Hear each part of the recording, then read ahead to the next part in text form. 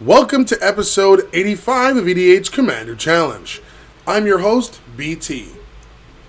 We're just 1 week after finally surpassing 1,000 family members here on YouTube, which, by the way, guys, thank you so much for the support. I was able to go to the card store, Gamers Cafe, here in Montreal, and film some more episodes for the channel, including a multiplayer match that was supposed to represent our 900 subscriber special. That episode will probably be coming out next week. It's just unfortunate. I'm just working on some edits for it right now because the camera got tilted towards the end. We were getting down to the last little bit of the match. You can still see the action. It's just an awkward position because I think somebody nudged the camera by mistake. I'm not sure. But working on that, and also just working on an edit so you guys know when it's going to happen, so you don't go, what happened there? What's going on? But stay tuned. That's definitely coming up next week. Also, next week is Reveal Week, where I'll be showing you a picture of myself that you've been asking about forever, as well as the next giveaway prize, which I am so excited to show you all. Can't wait. Now, this week's episode is all about one word that everyone wants to have in their lives, and that is control. Control of your budget, control of your lifestyle, control of your destiny. And these two decks that you're about to watch definitely emphasize the word control. So without any further ado, let's show those opening hands. First, we have Mark playing his Izzet style Jhoira Weatherlight Captain deck. His opening hand consists of Psi Master Thopterist, Phyrexian Revoker, Steam Vents, an island, and 3 mountains. His opponent, making his return to EDH CC for the first time since playing his Saton deck, is the Philip. I call him the Philip because I know too many people named Phil or Philip. And he is playing his mono black Geth, Lord of the Vault. His opening hand consists of Archfiend of Depravity, Abnormal Endurance, Knight's Whisper, Baron Moor, and 3 swamps. Mark won the dice roll to start us off, so let's go. Mark plays his Steam Vents tapped and passes. Phil plays a swamp and passes. Mark plays a mountain and casts Phyrexian Revoker, naming Phil's general Geth before passing. For Phil's turn, he plays a swamp and passes. Mark plays an island and casts Psi Master Thopterist. Then he moves into combat and attacks Phil with his Revoker for 2 damage before passing the turn.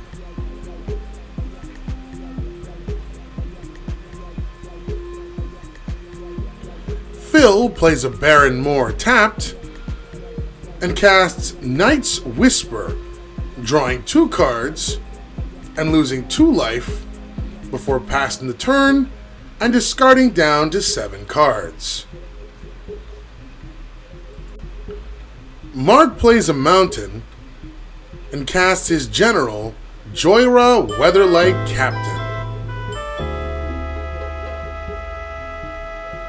and attacks Phil with his other 2 creatures for 3 damage total before passing the turn. Phil plays a Darksteel Citadel and casts Yahenni's Expertise, killing all but Psi on Mark's side of the field. And through its effect, casts Unburden for free, forcing Mark to discard 2 cards.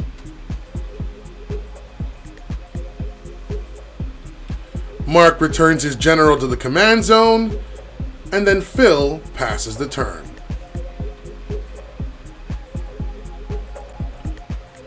Mark casts a Mana Vault, getting a 1/1 Thopter token from Sai,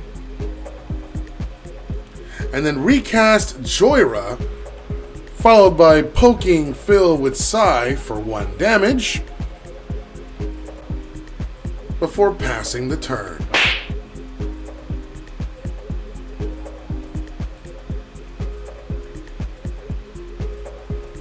Phil plays a swamp and tells Mark that control of the game will remain his, and casts Languish, board wiping all of Mark's creatures. Mark once again returns Jhoira to the command zone, and then Phil passes the turn. Now low on resources, Mark pays 4 to untap his Mana Vault during his upkeep, and then simply passes. Phil plays another swamp and casts his general, Geth, Lord of the Vault, and then passes back to Mark. Mark draws for his turn and passes. Ouch.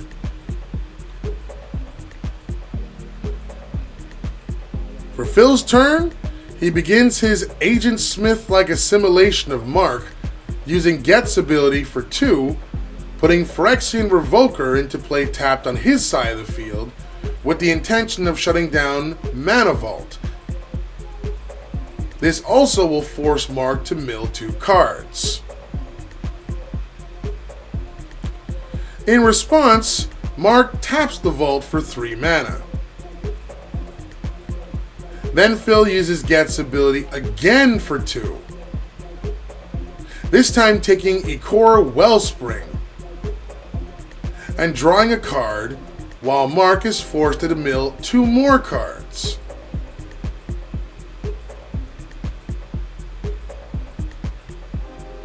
Before Phil moves into combat, however, Mark uses his floating 3 mana to flash in Shimmer Mirror.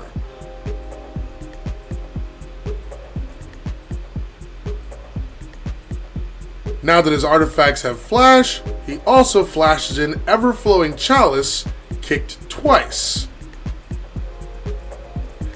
He then uses the Chalice to flash in Mind Stone. Then Phil attacks him with Geth for 5.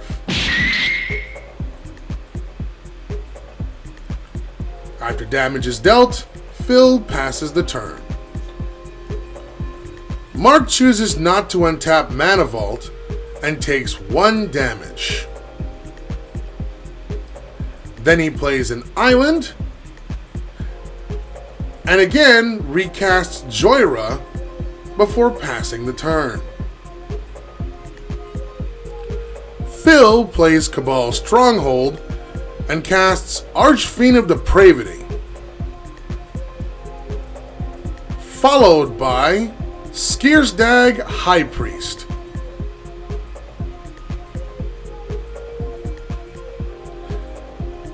Then he moves into combat and attacks Mark with Geth for yet another 5 damage. Then he passes the turn. Mark plays an island and passes. As he only controls 2 creatures, he is unaffected by the Archfiend.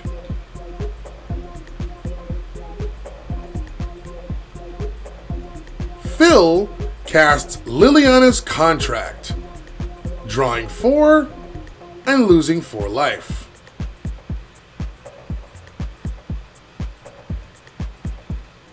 Then he uses Geth's ability for 1 and takes Mark's Pithing Needle, intending to shut down Mind Stone and having Mark mill a card.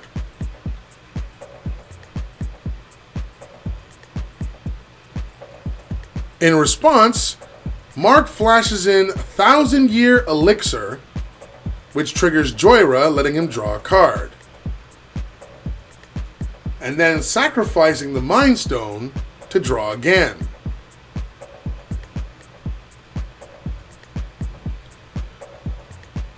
Phil then plays Polluted Mire, and then moves into combat.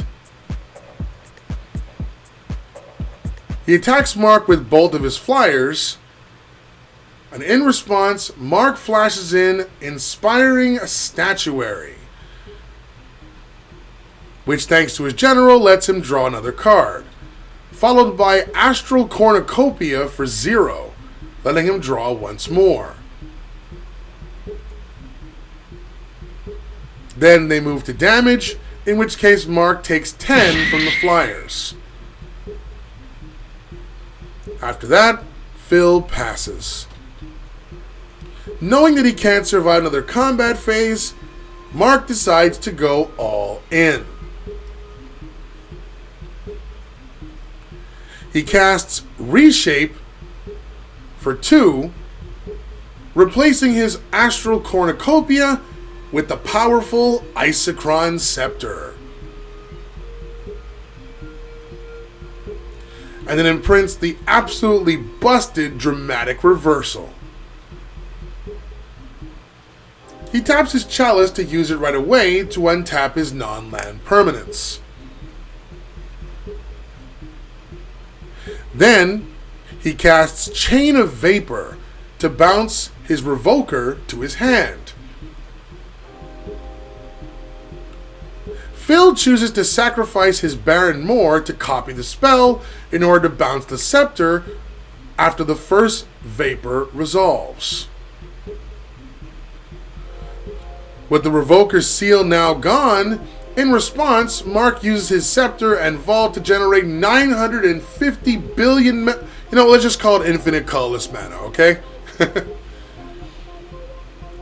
He then floats 1 red mana and sacrifices 4 lands to copy the Chain of Vapor 4 times to bounce most of his artifacts, except for Shimmermere, back to his hand.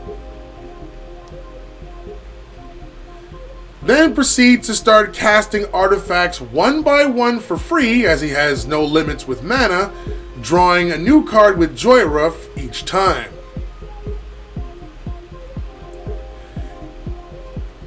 He then plays an island for the turn and casts Mana Severance. This removes all of his lands from his deck to increase his chances of drawing artifacts and key cards. Definitely not a play you see very often in EDH. Now, the rest of this part pretty much takes about 5 minutes, so let me shortcut this for you. The most important artifact he casts while drawing through his deck ends up being Paradise Mantle, which he equips to any one of his creatures, so he's able to generate the colored mana he needs to cast other spells. And plus, with his 1,000-Year Elixir there, he'll be able to untap it at least once to generate what he needs.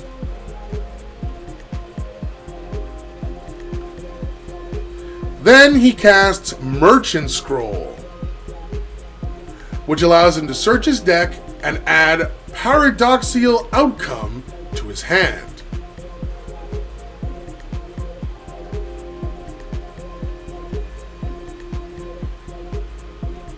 He then casts said outcome, bouncing most of his field back to his hand to draw even more cards.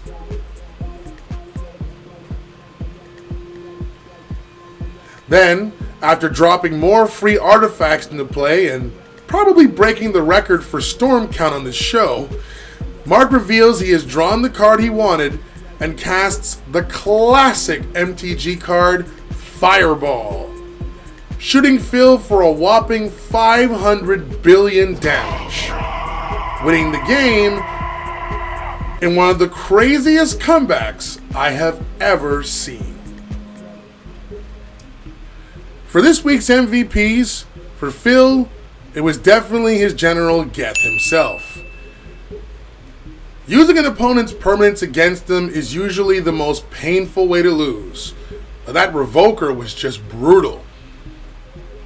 In my opinion, had he chose not to copy the Chain of Vapor, it may have been a different game, but hindsight is 20/20. And speaking of Mark, the Chain of Vapor definitely would be my choice for him. Being able to bounce back most of his artifacts to replay them again off of Jhoira to draw more cards is in the end what helped him win the game with that classic fireball kill. Do you agree with our picks? Let us know in the comments down below. And next time I see you, it's reveal time as we're going to reveal our latest giveaway prize.